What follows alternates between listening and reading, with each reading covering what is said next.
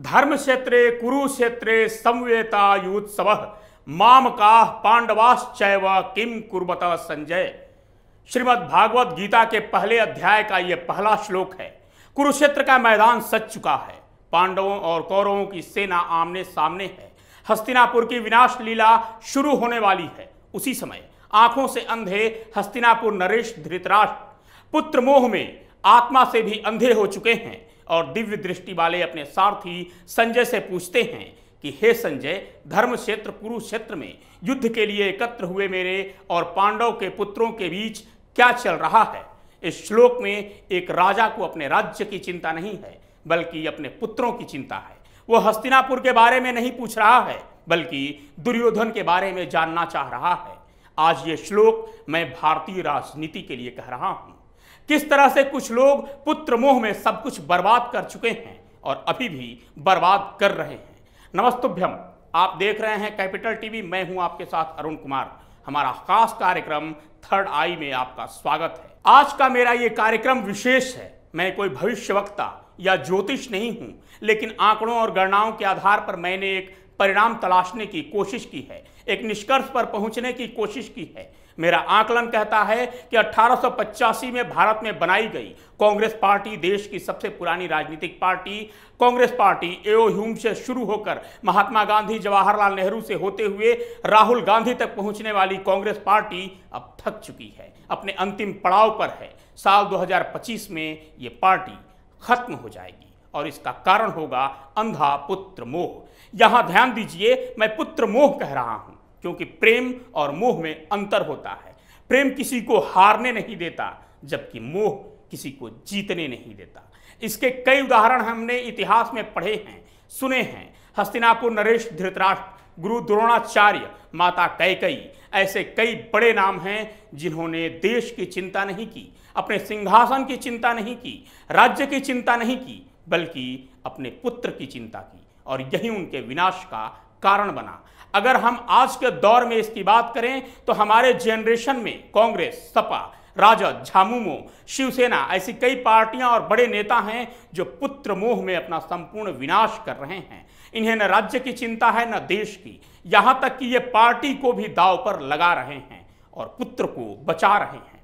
आज बात करूंगा देश की सबसे पुरानी पार्टी इंडियन नेशनल कांग्रेस की। 28 दिसंबर 1885 को बनी कांग्रेस अब अपने अंतिम पड़ाव पर है, अपने अंतिम दिन गिन रही है, या यूं कहें तो कांग्रेस का काउंटडाउन शुरू हो चुका है। कभी सबसे ज्यादा सांसदों वाली पार्टी के पास आज लोकसभा में नेता प्रतिपक्ष का भी सीट नहीं है और ऐसी स्थिति में मेरा समीकरण, मेरा एनालिसिस यही कहता है कि साल 2024 के लोकसभा चुनाव के बाद साल 2025 के अंत तक कांग्रेस पार्टी नहीं रह जाएगी बल्कि इतिहास का पार्ट बन जाएगी। यानी कांग्रेस का सफर 140 वर्ष के बाद खत्म हो जाएगा। अब आपका सवाल होगा कि आप ये दावा कैसे कर सकते हैं, तो मैं ये दावा फैक्ट के आधार पर, कांग्रेस के पिछले 7 वर्षों के परफॉर्मेंस के आधार पर कर रहा हूं। अब यहां जरा गुणा भाग करते हैं और इसे समझते हैं। सबसे पहले बात करते हैं लोकसभा की। साल 2009 के लोकसभा चुनाव में जिस कांग्रेस को 206 सीटें मिली थी, वहीं कांग्रेस 2014 के चुनाव में महज 44 सीटों पर निपट गई। इसके बाद साल 2019 में कांग्रेस ने 52 सीटें जीती। अभी की बात करें तो लोकसभा के 545 सीटों में कांग्रेस के 53 सांसद हैं, यानी कुल संख्या के 9.83%।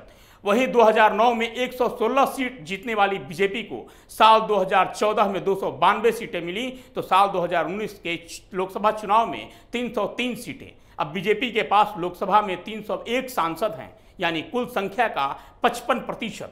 इससे एक बात साफ है कि आने वाले लोकसभा चुनाव 2024 में भी कांग्रेस कोई खास तीर नहीं मारने वाली है। 40 सीटें भी आ जाएं तो बहुत है। अब बात करते हैं राज्यसभा की। फिलहाल राज्यसभा में कांग्रेस के 33 सदस्य हैं, लेकिन इनमें से कई सदस्यों का कार्यकाल अप्रैल से अगस्त के बीच खत्म होने वाला है और इन्हें कांग्रेस फिर से राज्यसभा भेजेगी या नहीं, इस पर कुछ कहना मुश्किल है, क्योंकि ये नेता कांग्रेस के बागी गुट G23 के सदस्य हैं। आनंद शर्मा, कपिल सिब्बल के अलावा केरल से आने वाले AK एंटनी और पंजाब से अंबिका सोनी शामिल हैं। पंजाब से राज्यसभा सदस्य प्रताप सिंह बाजवा का कार्यकाल भी खत्म हो रहा है। यानी ये 5 सांसद रिटायर हो जाएंगे और पंजाब में कांग्रेस की सरकार भी अब नहीं बची है, जिस वजह से अब इनका आना भी तय नहीं है। तो राज्यसभा में भी कांग्रेस सदस्यों की संख्या महज अब 28 रह जाएगी। अब बात करते हैं राज्यों में कांग्रेस के सरकार की। तो आज के समय में मात्र 2 ऐसे राज्य हैं जहां पूरी तरह से कांग्रेस की सरकार है। एक तो है छत्तीसगढ़ और दूसरा राजस्थान, जहां साल 2018 में चुनाव होना है और उम्मीद है कि यहां फिर से कांग्रेस की सरकार नहीं आएगी, क्योंकि एक तरफ छत्तीसगढ़ में जिस तरह से धर्मांतरण और हिंदुओं को परेशान करने वाले एलिमेंट से जनता परेशान है, जो शायद ही अब कांग्रेस को वोट दे, वहीं राजस्थान में सचिन पायलट और सीएम अशोक गहलोत का 36 का आंकड़ा पूरे प्रदेश और देश को पता है, जहां पूरे यकीन के साथ कहा जा सकता है कि अब कांग्रेस यहां सत्ता में नहीं लौटेगी। वहीं महाराष्ट्र और झारखंड में कांग्रेस सिर्फ बैसाखी बनी हुई है। जिस दिन वहां पूर्ण बहुमत की सरकार आ जाएगी, बैसाखी को साइड लगा दिया जाएगा, यानी साल 2024 तक के लोकसभा चुनाव के बाद कांग्रेस का वजूद लगभग मिट जाएगा। कांग्रेस का सभी राज्यों से सफाया हो जाएगा, जैसे हाल के चुनाव में यूपी, उत्तराखंड, गोवा और सबसे बड़ी बात पंजाब में सफाया हो गया, क्योंकि सोनिया गांधी को सिर्फ राहुल गांधी में ही नेता दिखता है। उनके अनुसार राहुल गांधी के अलावा बाकी सब बेकार हैं, जबकि सच्चाई यह है कि राहुल गांधी ने पूरी कांग्रेस को बेकार कर दिया है। वहीं दूसरी तरफ जिस प्रियंका गांधी को कांग्रेस तुरुप का इक्का बता रही थी, वो प्रियंका गांधी यूपी और पंजाब चुनाव में क्या साबित हुई, वो बताने की जरूरत नहीं है। कांग्रेस के 23 नेता एक तरह से कहें तो अलग हो गए हैं, जिन्होंने G23 ग्रुप बना लिया है। गुलाम नबी आजाद, कपिल सिब्बल, शशि थरूर, मनीष तिवारी, आनंद शर्मा, पीके कुरियन, रेणुका चौधरी, मिलिंद देवड़ा, मुकुल वासनिक, जितिन प्रसाद, भूपेंद्र सिंह हुड्डा, राजिंदर कौर भट्टल, एम वीरप्पा मोइली, पृथ्वीराज चौहान, अजय सिंह, राज बब्बर, अरविंद सिंह लवली, कौल सिंह ठाकुर, अखिलेश प्रसाद सिंह, कुलदीप शर्मा, योगानंद शास्त्री, संदीप दीक्षित, विवेक तनखा। एक थे अहमद पटेल, जो अब नहीं रहे, भगवान उनकी आत्मा को शांति दे। अब मुझे बताइए कि कांग्रेस में बचा कौन है? तो बचे हैं मां, पुत्र और पुत्री। पहले से ही परिवार की पार्टी रही कांग्रेस अब लग रहा है कि परिवार तक ही सिमट जाएगी और साल 2025 तक कांग्रेस में सोनिया गांधी, राहुल गांधी और प्रियंका गांधी ही बचेंगे। प्रधानमंत्री नरेंद्र मोदी ने साल 2013 में ही नारा दिया था, कांग्रेस मुक्त भारत। अब उनकी भविष्यवाणी सच होती दिख रही है और इसके लिए वो दिन रात मेहनत भी कर रहे हैं। आपको याद होगा साल 2013 में नरेंद्र मोदी तब गुजरात के सीएम थे। उस वक्त के बीजेपी राष्ट्रीय अध्यक्ष राजनाथ सिंह ने गोवा में हुई बीजेपी की राष्ट्रीय कार्यकारिणी की बैठक में यह ऐलान किया था कि नरेंद्र मोदी साल 2014 के लोकसभा चुनाव समिति के अध्यक्ष होंगे। इसके बाद तब के गुजरात के सीएम नरेंद्र मोदी ने एक ट्वीट किया था कि बीजेपी के बड़े नेताओं ने मुझ में विश्वास जताया है, हम कांग्रेस मुक्त भारत निर्माण बनाने में कोई कसर नहीं छोड़ेंगे।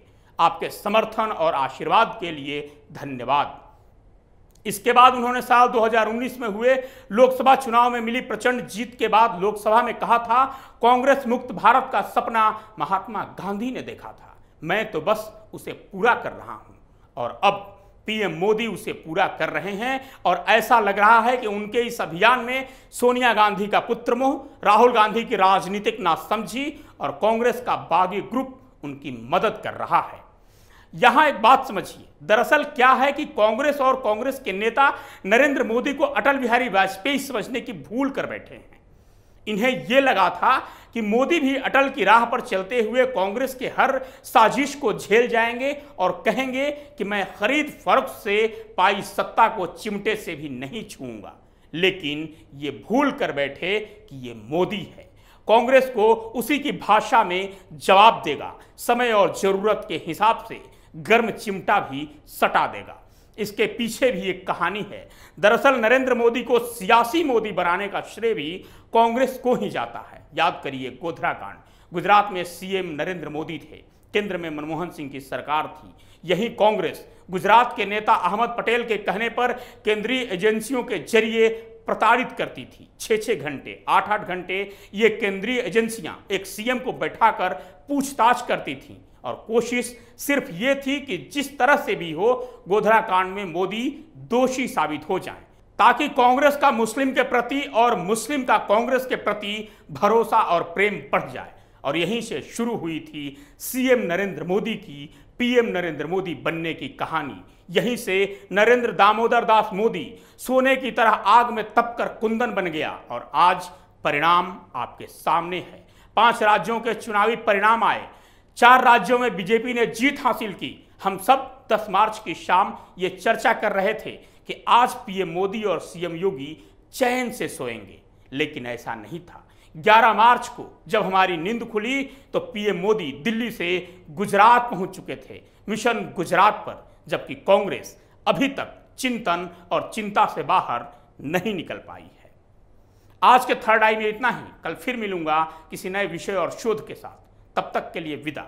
लेकिन जाते वक्त आपसे एक निवेदन करना शेष है, और निवेदन ये है कि इस कार्यक्रम को विशेष मानते हुए मैंने इसमें विशेष मेहनत की है, और इस मेहनत के इनाम के तौर पर आप इस कार्यक्रम को शेयर करें अपने सोशल मीडिया हैंडल पर, ट्विटर पर, फेसबुक पर, कू पर, और मुझे समर्थन दें ताकि मैं आने वाले वक्त में ऐसी स्टोरी, ऐसी कहानी, ऐसे शोध, ऐसे विषय आपके सामने प्रस्तुत कर सकूं।